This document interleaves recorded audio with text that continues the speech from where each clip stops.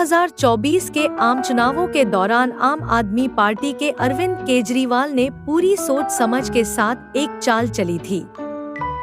अपने भाषणों में वो पुकार के जनता को कह रहे थे कि आप मोदी को वोट दोगे, लेकिन चुनाव के कुछ ही समय के बाद नरेंद्र मोदी की जगह अमित शाह प्रधानमंत्री बनेंगे, क्योंकि मोदी तो अब 70 के होने को हैं। केजरीवाल को पता था कि इस चुनाव में लोग मोदी के नाम पर वोट देने वाले हैं। मोदी के बदले शाह का नाम उछालने से लोगों में उलझन सी पैदा हो सकती है और मोदी के वोट कम हो सकते हैं। वैसे यह पटाखा हवा हवाई ही रहा। मोदी तीसरी बार प्रधानमंत्री बन ही गए। लेकिन केजरीवाल की बात पर हमने सोचा कि चलो ये देख ही लेते हैं कि क्या अमित शाह के भाग्य में भारत के प्रधानमंत्री होने का विधान कहीं पर लिखा गया है या नहीं।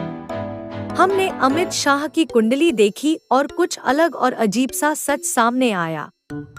इस वीडियो में हम उसी पर बात करेंगे। पहले अमित शाह की कुंडली को देखते हैं। तो ये है अमित शाह की कुंडली। बहुत ही अलग सी है ये कुंडली।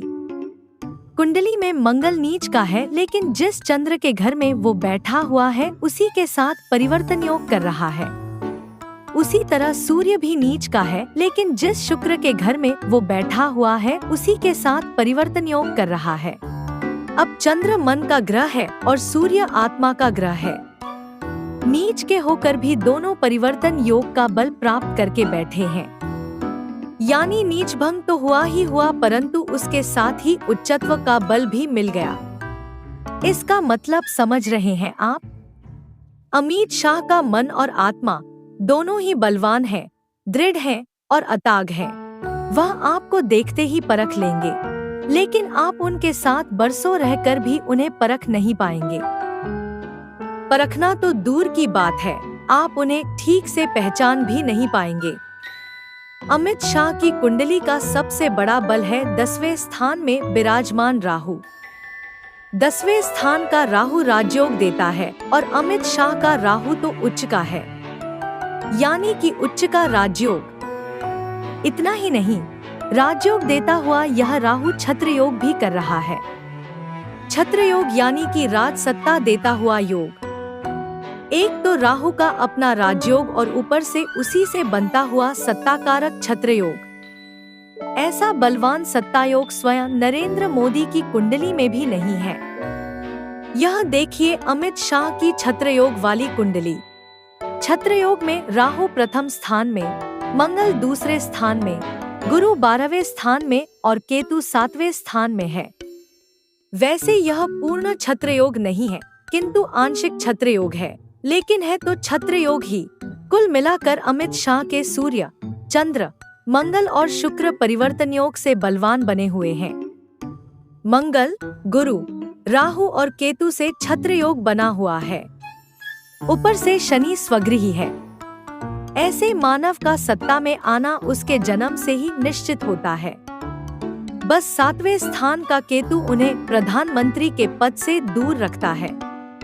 लेकिन सबसे बड़ी बात यह है कि प्रधानमंत्री नरेंद्र मोदी के साथ उनके ग्रहों का मिलमिलाप बिल्कुल राम मिलाई जोड़ी जैसा है।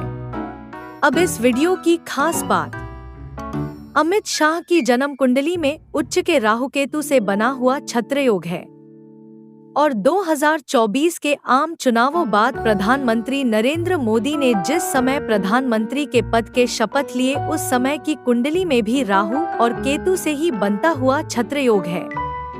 यहाँ पर मोदी की शपथ विधि की छत्र योग वाली कुंडली दी गई है।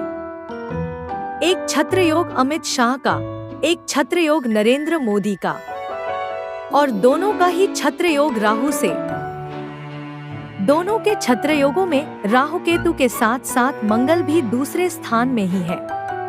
और देखने वाली बात यह है कि दोनों के जन्म का ग्रह मंगल है। मोदी की जन्म की राशि वृश्चिक और शाह की जन्म की राशि मेष। दोनों का स्वामी मंगल ही है। आप अंदाजा भी नहीं लगा सकते हैं कि यह दोनों मिलकर क्या क्या करेंगे। मंगल यानी राष्ट्र प्रेम। इन दोनों का मंगल उनके अपने विरोधियों तो ठीक, राष्ट्र के विरोधियों का भी बेड़ा गर्क करने में कोई कसर नहीं छोड़ेगा। और दोनों का राहु भारतीय राजनीति की बहुत सारी परंपराओं को तहस-नहस करके रख देगा। राहु का काम ही होता है परंपराओं को तोड़ना। ऊपर से 6 दिसंबर 2027 से मोदी की राहु की महादशा शुरू होगी। 6 दिसंबर, बाबरी विध्वंस का दिन। यह तो याद है ना आप सबको। 2027 की 6 दिसंबर के बाद का समय उससे भी बड़े बड़े विध्वंस लेकर आएगा। मोदी और शाह दोनों मिलकर राहु की कुटिलता पूरी तरह दिखाएंगे। विरोधी तो विरोधी, उनके समर्थक भी उनकी चालों को समझ नहीं पाएंगे। दोनों की राजनीति का प्रभाव और प्रताप पूरी दुनिया देखेगी।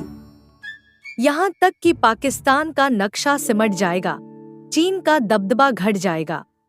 मोदी और शाह मिलकर अपने देश के लिए राम का धर्म निभाएंगे और देश के दुश्मनों के लिए कृष्ण के कर्म दिखाएंगे। दोनों मिलकर इंडिया को भारत बनाएंगे और भारत के दुश्मनों को महाभारत के पाठ पढ़ाएंगे।